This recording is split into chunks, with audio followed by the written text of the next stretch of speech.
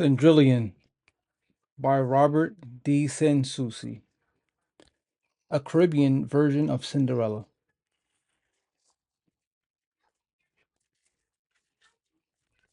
You may think you know the story I'm going to tell you, but you have not heard it for true. I was there, so I'll tell you the truth, all of it, here, now.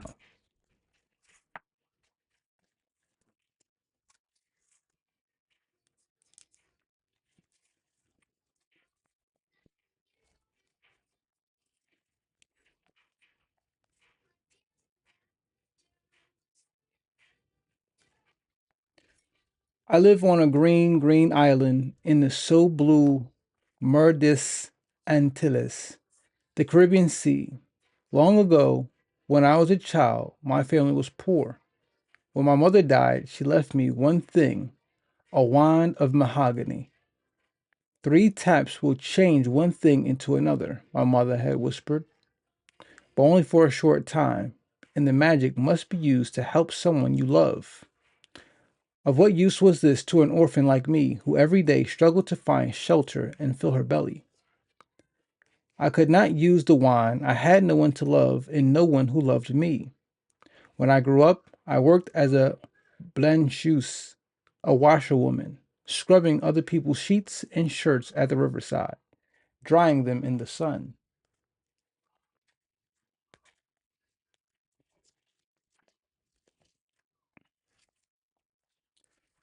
One woman I worked for was kind. I often nursed her, for she was always sickly. Poor creature. And thanks she made me the nanny, godmother of her baby girl, Cendrillion. When I held that baby in my arms on her christening day, I felt such love, and I saw love return from her sweet brown eyes. Alas, Cendrillion's mamma died soon after this. Then her papa, Monsieur, married again. Madame Prosperine was a cold woman, and puffed up proud because her grandfather had come from France.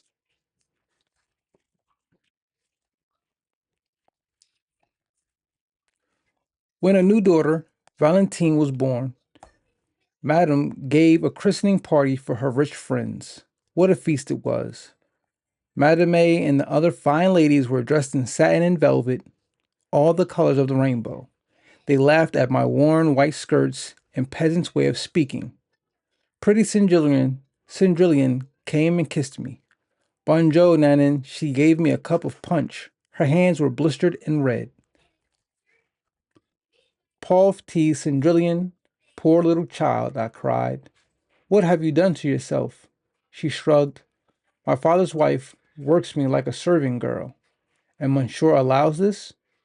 Sighing, she said, he fears, Madame, but I'm strong. The work hurts my hands, but not my heart. Someday I will find a way to help people. Even as I spoke them, my words sounded hollow. What could I, a poor washerwoman, do for my dearest?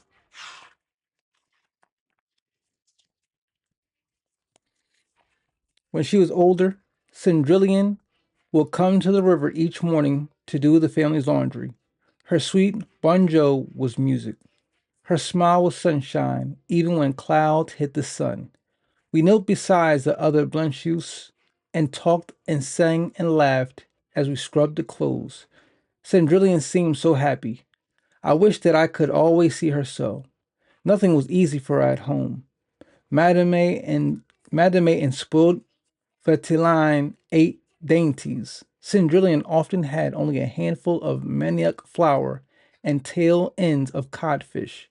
All day she worked, at night she slept on a hard straw pallet. Then, one day she came sad faced to the river.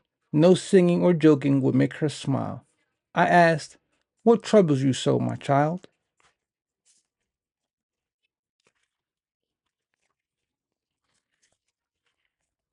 There's a ball tonight, but I am not to go, she said, looking so miserable my heart nearly snapped in two. Vataline and Mama will go, but Mama says I'm lazy. Does it mean so much to you, this ball? Oh, yes, Nan, she cried. It is a birthday fete for Paul, Monsieur Fabulet's son. He is so handsome and well spoken. He is like a prince, yet he is kind. Do not cry, dear one, I said, hugging her. Tonight you will go to the ball. For true, upon my soul I promise this, I said, though I was fearful of risking so much when I had no plan. But her smile lightened my heart. As she gathered up her laundry, I heard her singing.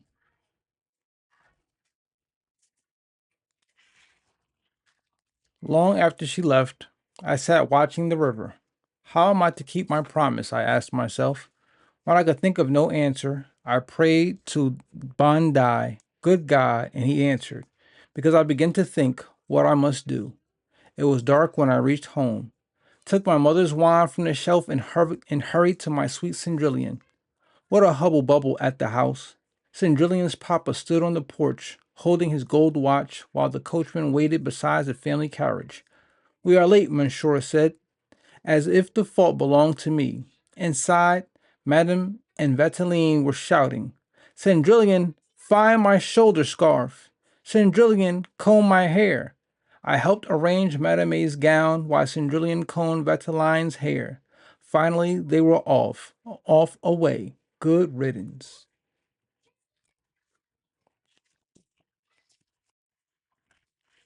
Upon the instant, I told Cendrillon, now you will go to the ball.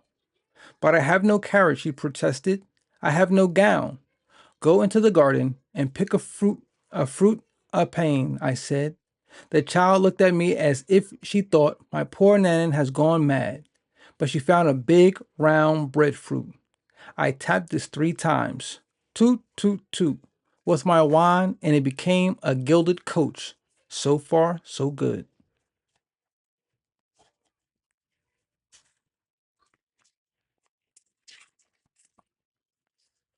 Cendrillon gasped, but I told her, do not waste your breath on questions. We still have much to do. Toot, toot, toot. 6 agoutis in a cage became 6 splendid carriage horses. Toot, toot, toot. 5 brown field litters became 5 tall footmen. Toot, toot, toot. A plump manicure was changed into a coachman. Then I tapped Cendrillon. Her poor calico dress was changed into a trailing gown of sky blue velvet. Upon her head sat a turban just as blue, pinned with a tremblant pins of gold. She had a silk shoulder scarf of pale rose, rings in her ears, bracelets and necklace of 4 strands of gold beads, bigger than peas. Upon her feet were elegant pink slippers, embroidered with roses. It was enough to hurt my eyes to look at my darling. Finally, I turned my washwoman's shift into a fine red dress.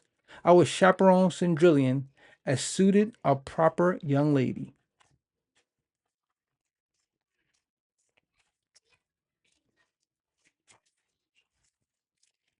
Away we went over the bridge through the town, along the shore, to the Grand Mason of the Monsieur Faboulet.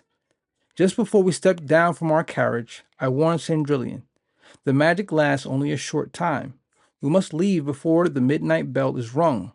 Yes, Nanan, she promised.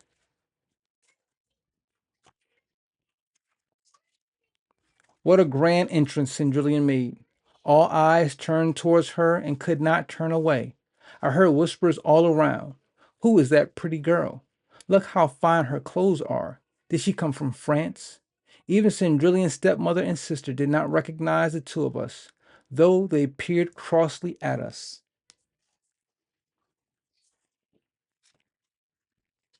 Then Paul, his eyes blazing with love fire, asked her to dance, and he refused to dance with any other. I know I watched as I ate. Oh, what fine food I helped myself to as I watched the handsome couple, even chocolate sherbet.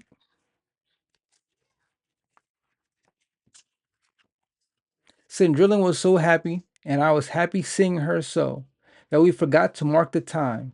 Suddenly I heard distant bells strike, the first chime of midnight. Astonishing, all with my rudeness, I grabbed Cendrillion's hand and cried, it's nearly midnight, we must go. For a moment I feared she would not obey. Then she turned and we ran towards the door. Paul cried, "Wait! I do not even know your name." He ran after us, but guests and servants, confused by such running and shouting, blocked his way. As it was, we barely escaped to our carriage because Cendrillion stumbled on the stairs. She had to leave behind one embroidered slipper. Off we sped into the night. As I counted the chimes, and the moment I heard the 12th stroke, we found ourselves in the dusty road, beside a smashed breadfruit around us. A goatskin lizard and a fat manicure scurried into the brush. We walked home like two ragged washerwomen. Our fine clothes were gone, all except Cendrillion's one pink slipper.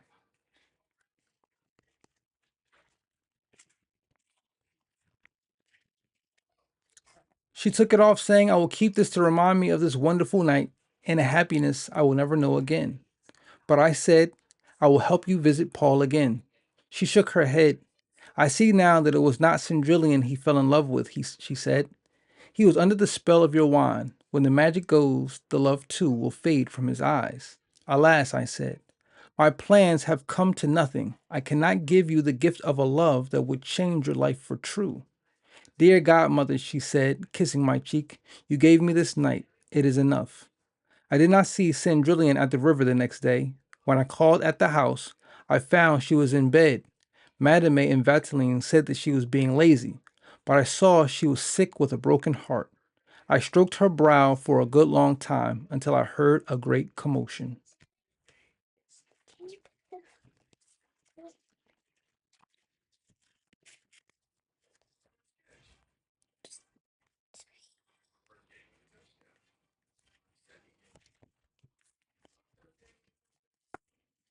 When I looked for the cause, I found that Paul had arrived.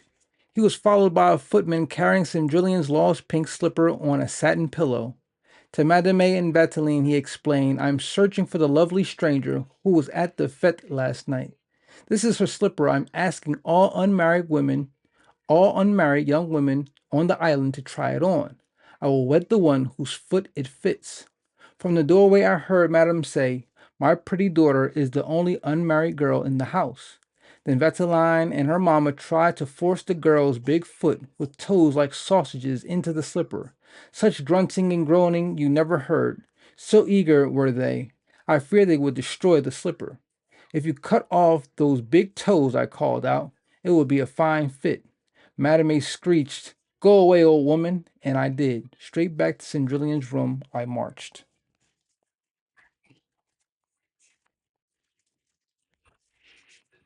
"Now, child, if you love me," I charged her, "do this one thing for me. Go out into the hall." She drew a shawl all around her cotton shift. Barefoot, she went into the hall, where the painting and Madame and sobbing.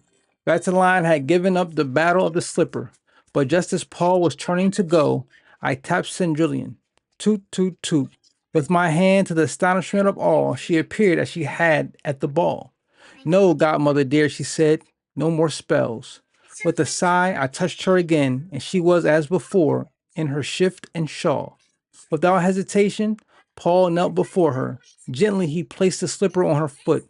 Then he said, "You are as beautiful this minute as you were last night."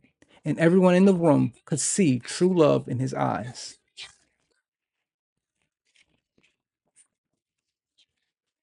Cendrillon and Paul were married soon after this. Even the king and queen of France never had such a wedding. The guests ate and danced and sang and ate again for 3 days. I know because I was there. I danced the gouwa and ate 9 helpings of chocolate sherbet and came away only to tell you this tale.